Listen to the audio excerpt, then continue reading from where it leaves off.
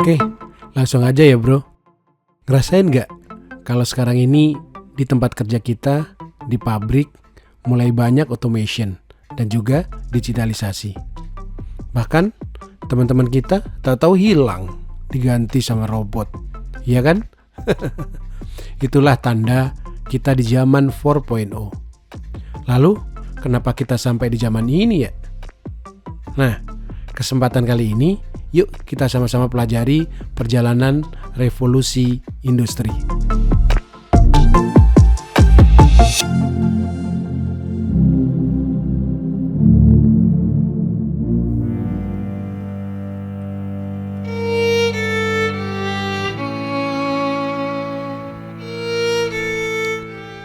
Revolusi industri adalah perubahan besar terhadap cara manusia dalam mengolah sumber daya dan memproduksi barang pada saat itu.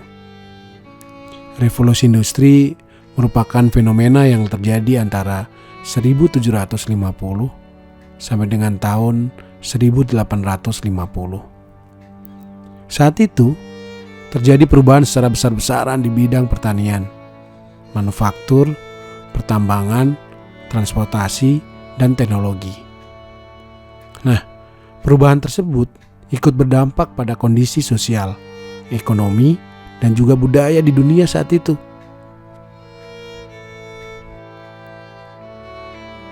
Revolusi industri yang pertama itu terjadi pada abad ke-18. Pada waktu itu ditandai dengan penemuan mesin uap. Nah, mesin uap ini digunakan untuk proses produksi barang saat itu. Mesin uap digunakan sebagai alat tenun mekanis pertama yang dapat meningkatkan produktivitas industri tekstil di Inggris. Peralatan kerja yang awalnya tergantung pada tenaga manusia dan hewan, akhirnya diganti dengan mesin tersebut. Selain itu, mesin uap digunakan pada bidang transportasi. Transportasi internasional pada masa itu adalah transportasi laut yang masih menggunakan tenaga angin. Namun, angin tidak dapat sepenuhnya diandalkan karena bisa jadi angin bertiup dari arah yang berlawanan atau bahkan tidak ada angin sama sekali. Penggunaan tenaga angin pada alat transportasi pun mulai berkurang semenjak Pak James Watt menemukan mesin uap yang jauh lebih efisien dan murah dibandingkan dengan mesin uap sebelumnya. Nah, dengan mesin uap tersebut, kapal dapat berlayar selama 24 jam penuh jika mesin uap tetap didukung dengan kayu dan batu bara yang cukup. Sedang dampak revolusi industri 1.0 ini itu terjadi pengangguran massal di mana-mana dan terjadi demonstrasi besar-besaran menuntut lapangan pekerjaan. Karena tenaga mesin menjadi jauh lebih murah dibandingkan dengan harus membayar upah. Revolusi industri 2.0 terjadi di awal abad ke-20. Revolusi industri ini ditandai dengan penemuan tenaga listrik.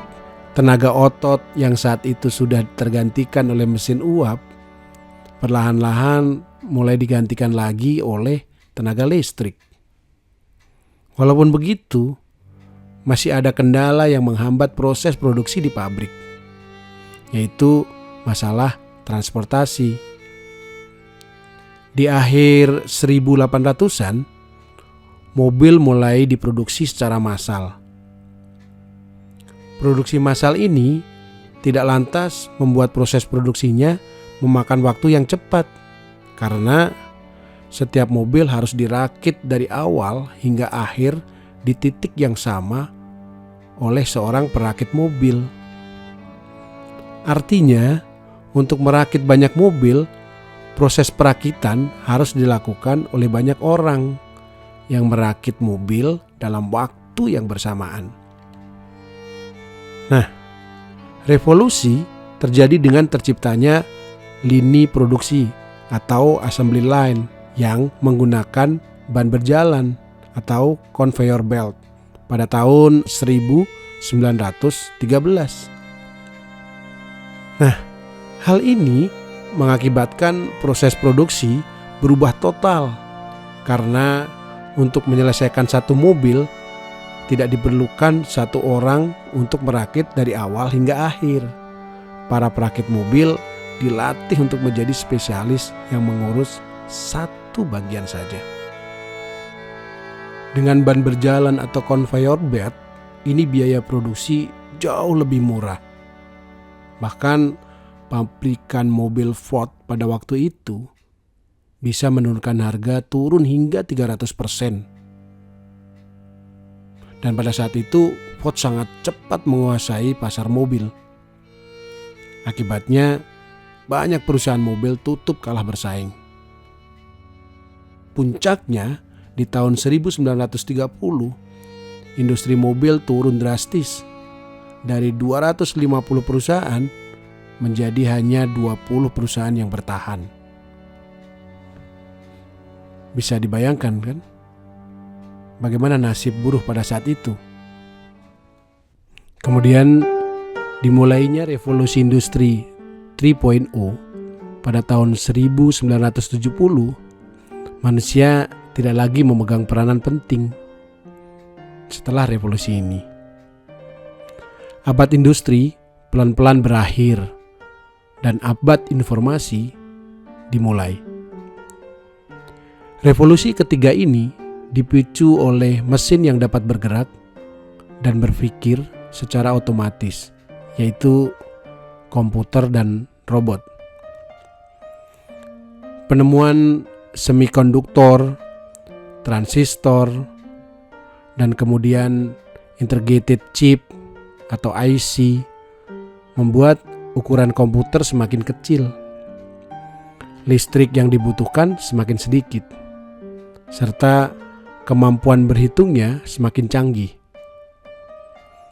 Nah, mengecilnya ukuran membuat komputer bisa dipasang di mesin-mesin yang mengoperasikan lini produksi. Komputer pun mulai menggantikan banyak manusia sebagai operator dan pengendali lini produksi. Ditambah lagi, diketemukannya Programmable Logic Controller atau sering dikenal PLC, membuat mesin bisa berjalan sendiri dan biaya produksi semakin murah. Nah, hal ini ditandai dengan perubahan di dalam industri musik, dengan lahirnya musik digital yang dengan cepat bisa menguasai pasar. Ini juga terjadi juga di dunia fotografi. Mengambil gambar dan berbagi bisa dilakukan dengan mudah, tanpa harus memerlukan kertas film sebagai medianya.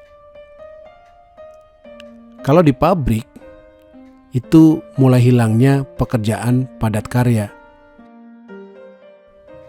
Sekarang kita berada di revolusi industri 4.0 yang dimulai di tahun 2000-an. Nah, ini ditandai dengan munculnya tren di dunia industri yang menggabungkan teknologi otomatisasi dengan teknologi cyber. Istilah industri 4.0 ini itu berasal dari sebuah proyek dalam strategi teknologi canggih pemerintah Jerman yang mengutamakan komputerisasi pabrik.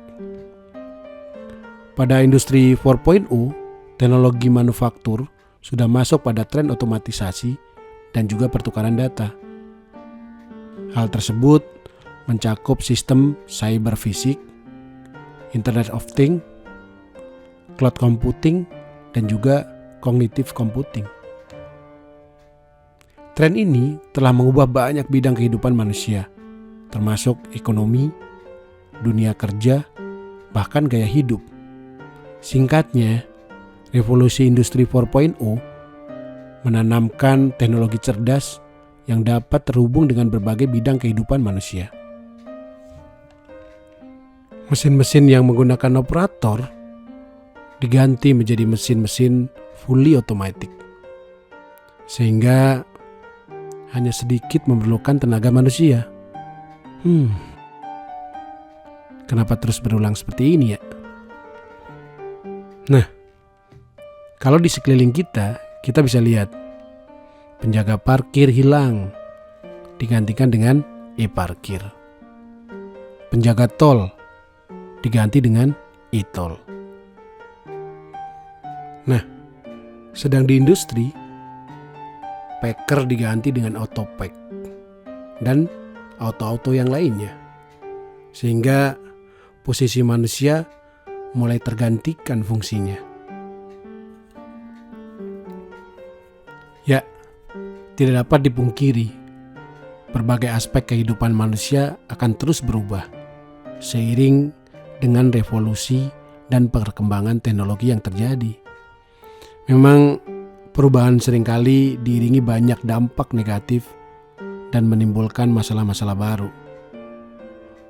Namun, kehadiran revolusi industri 4.0 ini mudah-mudahan menghadirkan usaha baru, lapangan kerja baru, dan juga profesi baru yang kadang tak terfikirkan sebelumnya.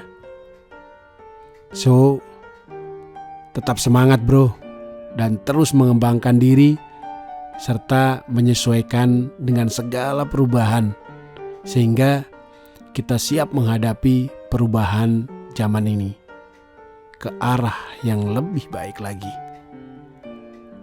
Oke, maju terus anak-anak Indonesia dan maju terus pekerja Indonesia.